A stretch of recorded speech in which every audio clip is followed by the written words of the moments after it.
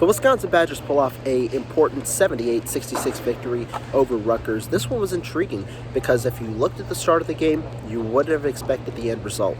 The Badgers went down 22-13. They trailed at the beginning of this one, but they ultimately pulled it back together. A 15-2 run. They go up 30-26 at one point, and they ultimately hold on in the first half. Went up into halftime up 2 points. Second half, they go up.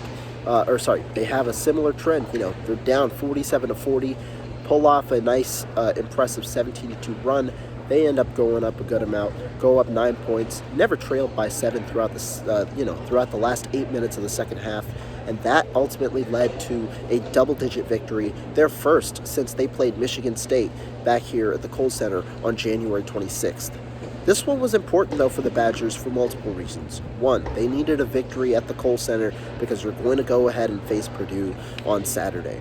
But two, in the Big Ten standings, with Michigan State losing, the Badgers had an opportunity to go into a three-way tie with Minnesota, I believe, and with Northwestern. They have a three-way tie now at 11-8 in the Big Ten standings, in the conference record. So that one was going to be important. Wisconsin got that done, and they'll try and at least put off another win when they face Purdue. But if you talk about the individual statistics, the offense really came from the bench. I mean, you talk about the bench energy overall. John Blackwell, Kamari McGee, both were extremely impressive. McGee was a perfect 5 of 5 from the field, had 11 points. Blackwell, he consistently attacked. That was important because the Badgers were really struggling to get things going at the rim.